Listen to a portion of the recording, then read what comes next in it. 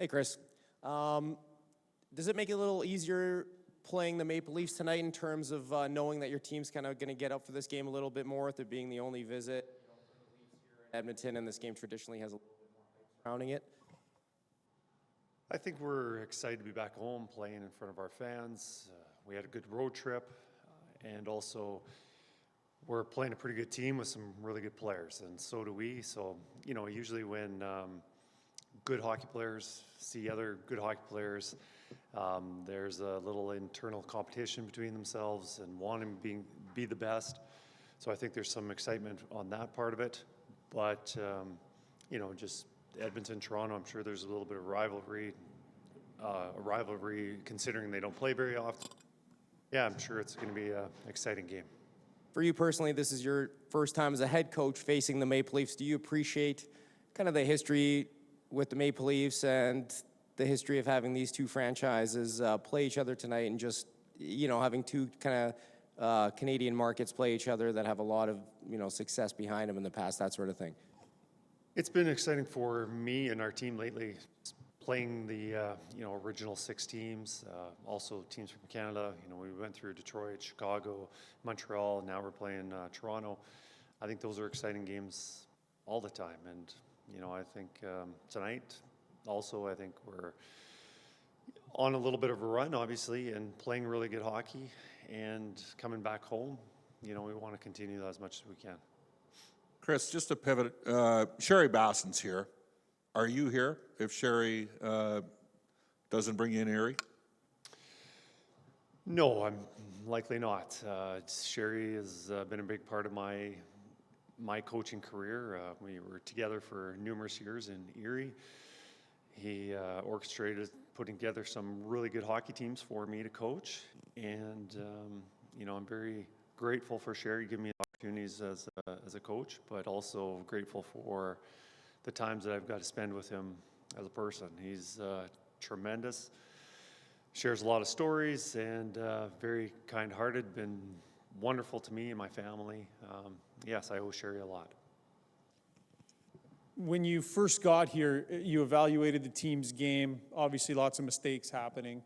When you look at the way you're playing right now, what adjustments, what mistakes have you cut out that have been the most meaningful, would you say? Well, I think during this stretch, we haven't relied on one thing. Our power plays come up big some games, but we haven't relied on it for us to be on a 10-game winning streak. And, I think our power play has just been okay. It hasn't been exceptional, which it usually is. Our penalty kill's been really good. Our, goal scoring has been down a little bit. We haven't relied on scoring 4 or 5 goals every night. We've been our game's been well-rounded. But I think probably the biggest thing that we've done well is just been able our checking, and that includes our penalty kill, being able to keep the pucks out of our net. I think as a team we've been doing a really good job. And then I don't be ignorant not to mention how well our goaltenders have been playing. Our team defense has been really good. We've been limiting the scoring chances against, and when there have been breakdowns, our goaltending has been outstanding and coming up with those key saves. What would you say about your leadership group's ability to hold the room, each other accountable? Because I imagine that's part of it, being able to go on the streaks you've been on, that a certain amount of the players looking after some things themselves. Yeah, there's a lot of things that happen inside the room that the coach never sees, never hears, but it's being handled. And what I do see is on the bench. That's mostly where my interactions with the players, and that's where I see when there's stressful moments and how they conduct themselves and how they handle it. And there's been times where we need a big penalty kill at the end of the game, or we're playing really well but we just can't score, and all these things that could be upsetting to our team and kind of get us off the rails and not play very well.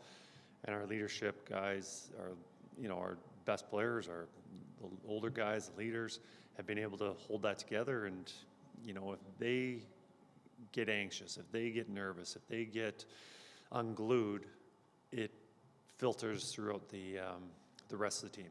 And they've held it together, they've stayed composed, and our team has done that. Kris, you talked about the low-scoring games recently. This game has a lot of potential for some high offense, high octane. Do you anticipate that tonight, maybe a bit of a breakthrough offensively from both sides potentially? And how comfortable are you with this team now in those low-scoring games?